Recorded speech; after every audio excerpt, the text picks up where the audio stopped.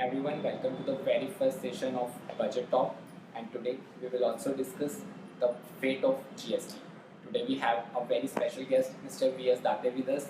He doesn't require any introduction, but he has experience of more than 20 years in providing full-time consultancy in indirect taxes and writing books for professionals and students.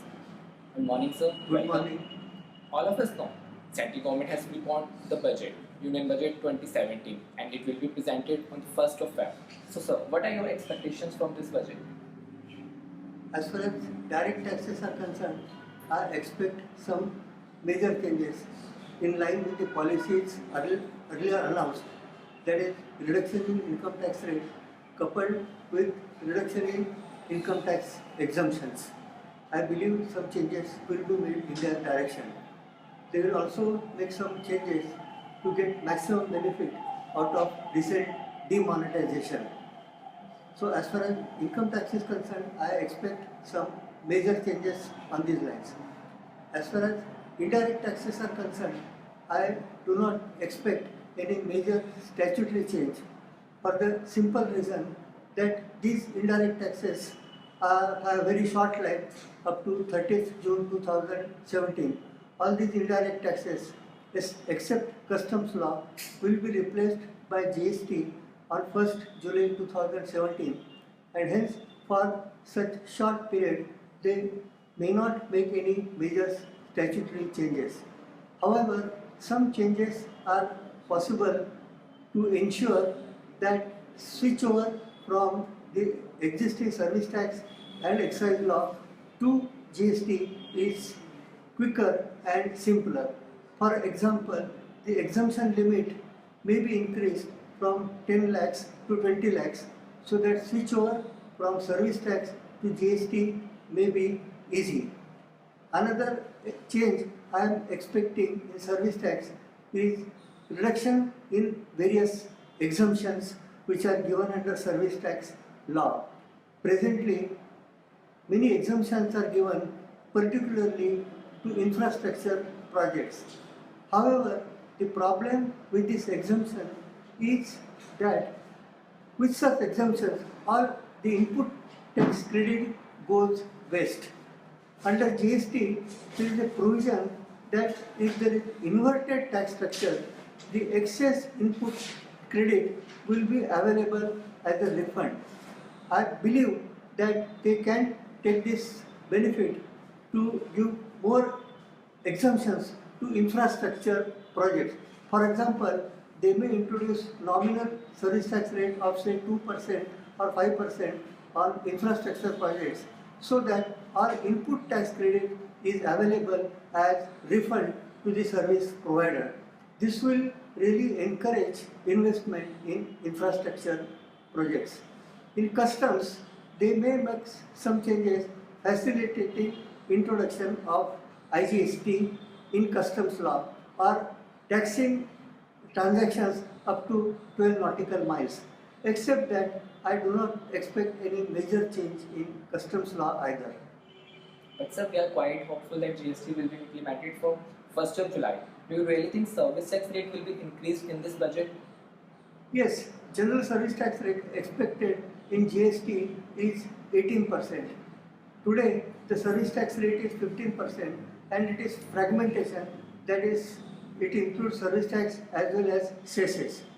The declared policy of government is to eliminate all cesses, and hence I believe it is possible that they will eliminate all the cesses and increase service tax rate to say about 16%, so that change from 16% to 18% will be more smooth. It means government will make service providers ready to be increasing service tax rate. Right, so that further change from service tax to GST is easier and smoother. And since it is a good news that dual control issue has been resolved by GST Council, what is your take on the ideal sharing structure formula derived by GST Council? Actually, the term dual control is misleading. In fact, what they are intending is to avoid dual control. They don't want dual control at all. Dual control means both state government and central government will control the same assessee and the same transaction. In fact, exactly that is what they want to avoid. But they intend that an assessee or a taxable person will face either central government authorities or state government authorities. But in no case he will face both the authorities. If he has to face both the authorities, he will have a lot of issues and a lot of problems and a lot of headaches. The basic idea is to avoid such dual control. That is, a taxable person will face either central government authorities or state government authorities and not both. This is the basic idea in avoiding the dual control, not in introducing the dual control. Now, if you see the tax revenue, broadly 50% of the tax revenue goes to central government and 50% tax revenue goes to state government. If we consider this revenue base, then it is fair that 50% of the taxable persons contributing 50% of revenue should be controlled by state government authority and 50% taxable persons contributing 50% revenue should be controlled by central government authorities. This bifurcation which they have decided is quite helpful, and this is the correct way of doing the things, and this actually ensures that India has good and robust federal structure. Central government is not controlling or dictating the state government, and that is exactly what is needed, and that is exactly that has been achieved. The only problem is how they are going to bifurcate the taxable persons between state governments and central government. That policy is not clear. I believe there should be some specific targets and specific concepts. For example, let us take the example of banking companies, insurance companies, telecom companies, or big companies like say Hindustan Steel, Larsen and Toubro, who have presence in almost all the states. Now, if they arbitrarily divide the taxable persons to state government and central government, maybe on the basis of some alphabetical or on the lottery basis, then this will create chaos. Because for example, say banking companies, telecom companies, in some states they may have to face state government authority. In some states they may have to face central government authority. Now this will be very difficult for them, because each state government will have take a different view on the same matter. Another state government will take a different view on the same transaction, while central government will take a third view on the same transaction. This will create tremendous problems to taxable persons who have presence in more than one states. My suggestion is that the taxable persons who have all India base like telecom, courier, banking, insurance, they should be under control of central government to ensure that uniform view is taken by taxing authorities all over India. Similarly, export-oriented undertakings should be under central government for the simple reason all export incentives are mainly given by central government, and it is fair that these are under control of central government, so that the regulation of export incentives is easy and it will facilitate. But if suppose some export units go under state government, then controlling these export incentives by central government to that extent will be very difficult. Hence, I feel that while bifurcating the taxable persons between state government and central government, these issues must be considered. And if these issues are considered, then I don't think there will be any major issue in this such bifurcation. But sir, it seems like the sharing ratio will create more problems for the assessees having turnover more than 1.5 crore, because in some states they will face state authorities, in some states they will face central authorities. Then how it will be beneficial? It will create more problems, more hurdles, and we can expect more litigations in future.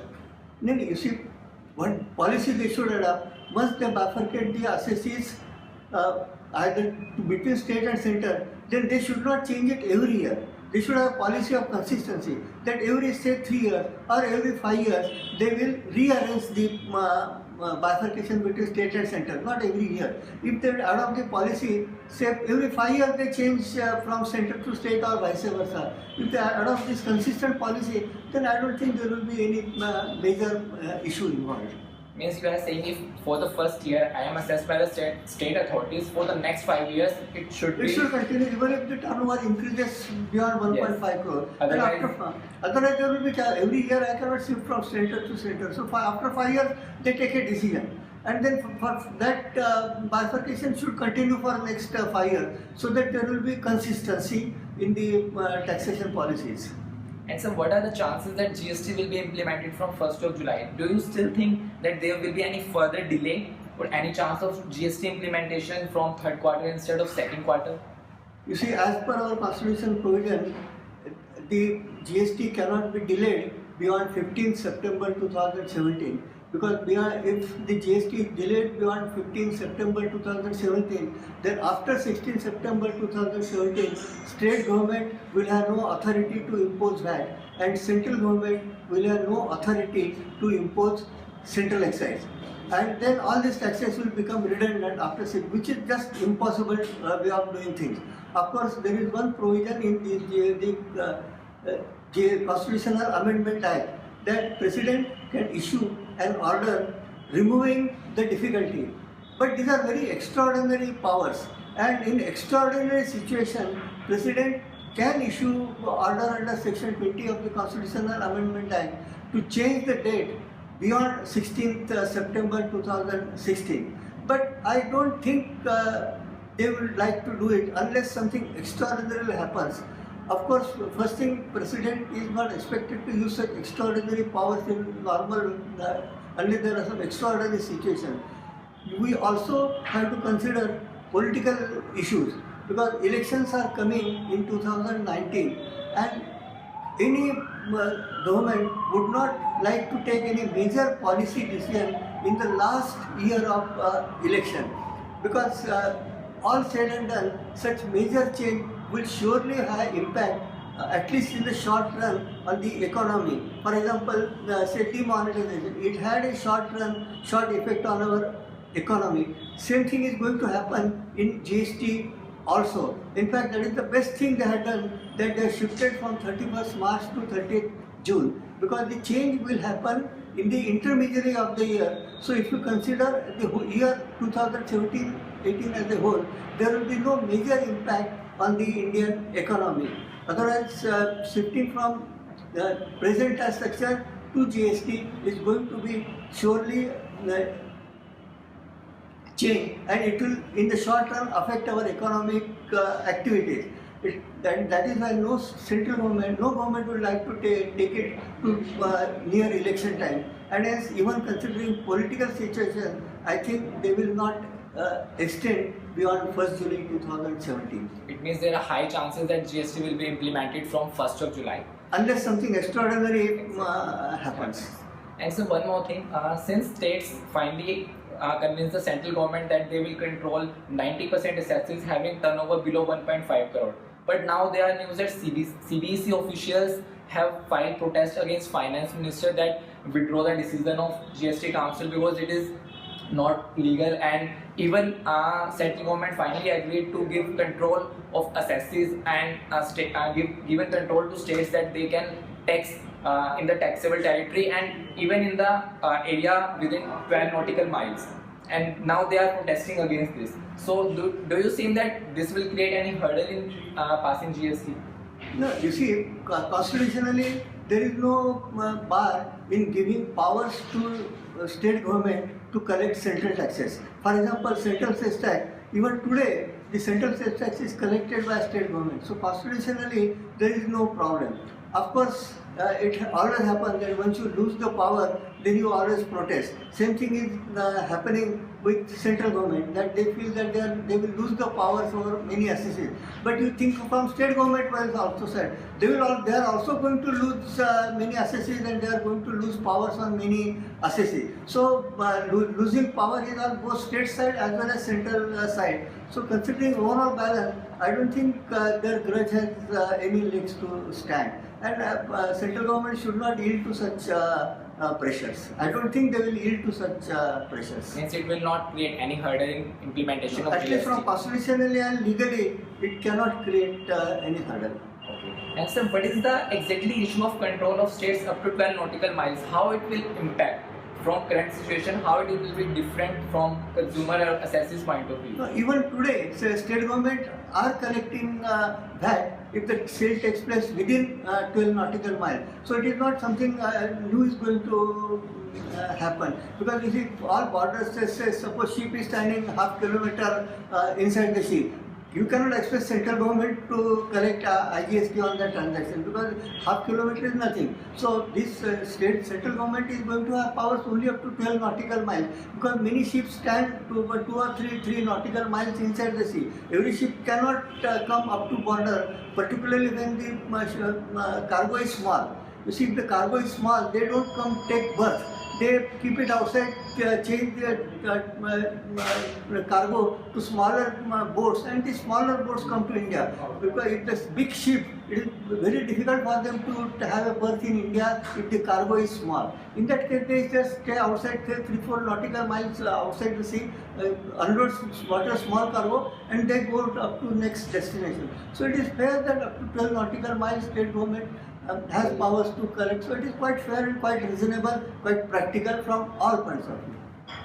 Okay, so we are quite hopeful that GST will be implemented from 1st of July. Thank you, sir, for giving us your precious time.